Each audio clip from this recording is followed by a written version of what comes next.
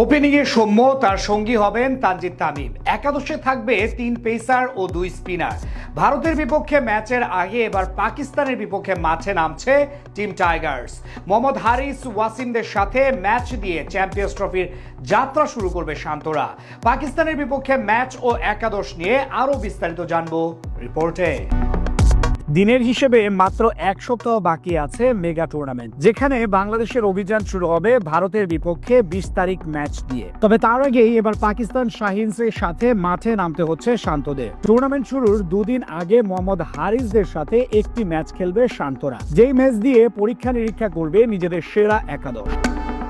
বিগত কয়েকটি আইসিসি ইভেন্টের মধ্যে এবারই প্রথম বড়সড় কোনো চমক না দিয়ে ঘোষণা করা হচ্ছে টাইগারদের স্কোয়াড। যদিও ওপেনিং ও মিডল অর্ডার নিয়ে বেশ মধুর সমস্যায় আছেন কোচ ফিল সিমন্স। একই পজিশনে একাধিক ক্রিকেটার ফর্মে থাকায় এখন সেরা কম্বিনেশন খুঁজতে ব্যস্ত টাইগার টিম ম্যানেজমেন্ট। এদিক থেকে টাইগারদের ওপেনিং পজিশনে থাকতে পারেন দুই বাঁহাতি সৌম্য সরকার ও তানজিদ তামিম। ব্যাট হাতে দুর্দান্ত ফর্মে আছে এই জুটি। সৌম্যের হালকা ইনজুরি থাকলেও তামিম আছেন চেনা ছন্দে। বিপিএল এ হয়েছিলেন সেরা উদীয়মান ক্রিকেটার, ছিলেন দ্বিতীয় সর্বাধিক রানের মালিক। 3-এ স্বাভাবিকভাবে থাকবেন দলপতি নাজমুল হোসেন শান্ত। 4 নম্বরে সম্ভাব্য তাওহিদ হৃদয়কে বড় কম্পিটিশন দিতে হবে লোয়ার অর্ডারের জাকের আলী অনিকের সঙ্গে। ব্যাট হাতে প্রত্যাশা অনুযায়ী পারফরমেন্স করতে পারছেন না হৃদয়। সবশেষ টুর্নামেন্ট তো বটেই, আন্তর্জাতিক ক্রিকেটে বিগত কয়েক ম্যাচের স্ট্যাটও তেমন ভালো না। বিপরীতে নিজের পিক টাইমে আছেন জাকের আলী। টাইগারদের সর্বশেষ ওয়ানডে সিরিজে ছিলেন সেরা পারফরমার। এদিক থেকে মিডল অর্ডার অথবা ফিনিশিং এর অপশন হিসেবে বেছে নিতে হবে দুজনের একজনকে।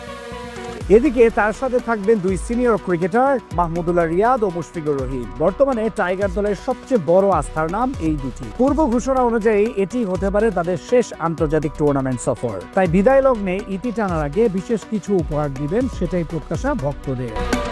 এদিকে স্পিন বিভাগের পাশাপাশি ব্যাটিং অর্ডারের গভীরতা বাড়াতে থাকবেন অলরাউন্ডার মেহেদী হাসান মিরাজ। ওভারঅল বিবেচনায় বর্তমানে জাতীয় দলের সেরা পারফরমার ধরা হয় তাকে। তার সাথে স্পিন ডিপার্টমেন্ট সামলাতে পারেন লেগ স্পিনার রিশাদ হোসেন। এছাড়া পেস ইউনিটে থাকবেন 3 জন। এক্ষেত্রে তাসকিন আহমেদের সঙ্গী হতে পারেন কাটার মাস্টার মুস্তাফিজুর রহমান ও speed star Nahid Rana. Champions ট্রফিতে বাংলাদেশের সবচেয়ে বড় সামর্থ্যের জায়গা পেস বিভাগ। তাই টুর্নামেন্ট শুরুর আগে নিজেদের ঝালিয়ে নিতে এটাই মোক্ষম সুযোগ তাসকিনদের সাথে।